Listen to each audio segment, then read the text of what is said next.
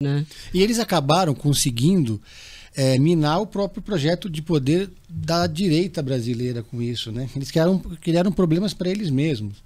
Porque o que ficou dessa história? Ficou o Bolsonaro inelegível, podendo ser preso, eles conseguiram criar um antagonismo com uma certa classe média que é antipetista, que votou no Aécio, que votou no Serra, que votou no Geraldo Alckmin e que tinha uma propensão a votar na direita, mas que não aceita esse tipo de coisa. Eles deram de presente uma narrativa para o PT, para a esquerda brasileira, ou seja, eles acabaram dando um tiro no pé, porque entraram nessa viagem meio politicamente terraplanista, que é acreditar que dava para dar um golpe de Estado. Mas será que os eleitores, eles se importam com isso? Assim? Se eles deixam de gostar ou de votar no Bolsonaro por conta dessas coisas?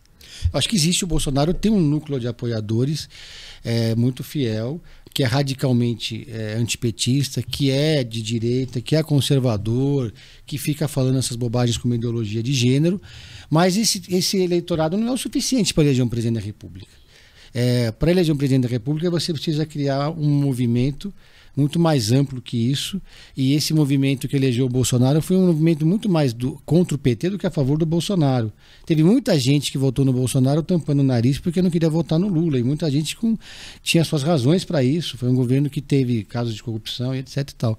Agora, fazendo esse tipo de movimento, eles afastam esse eleitor médio de direita.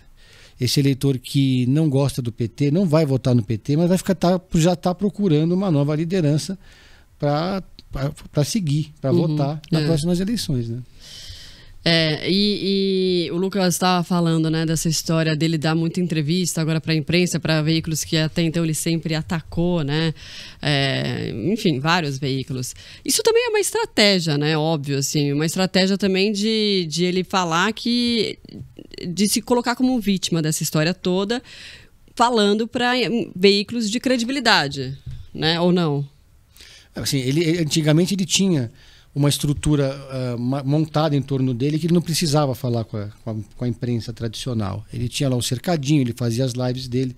Então ele perdeu a estrutura, ele perdeu o aparato estatal, ele perdeu a EBC, a TV Brasil, os canais oficiais, e agora ele percebeu que ele precisa dialogar com essa imprensa que faz perguntas de verdade, que faz questionamentos, né? Ele nunca foi questionado.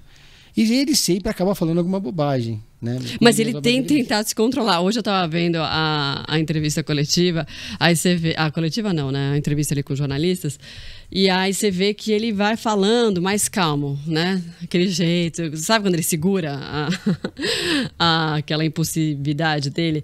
E aí em determinado momento alguém faz alguma pergunta, algum jornalista que incomodou, aí ele começa a falar, aí já entra o Fábio Weingarten, ele já começa a falar, não, gente, não vamos fugir aqui, é isso.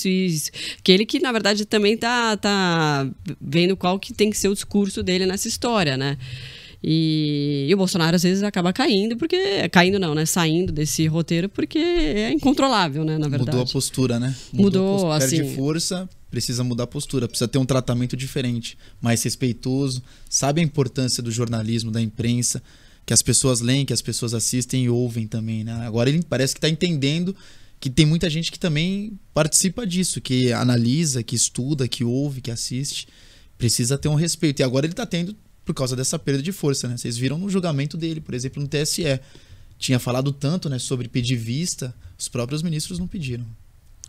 Votaram, né, para absolver ele, mas não tocaram o processo, né? Não sentaram em cima. Se bem que no TSE não dá para sentar muito tempo em cima, né? Acho que são 60 dias no máximo, né? Que o ministro pode pedir vista. Pode ficar, né, com o processo.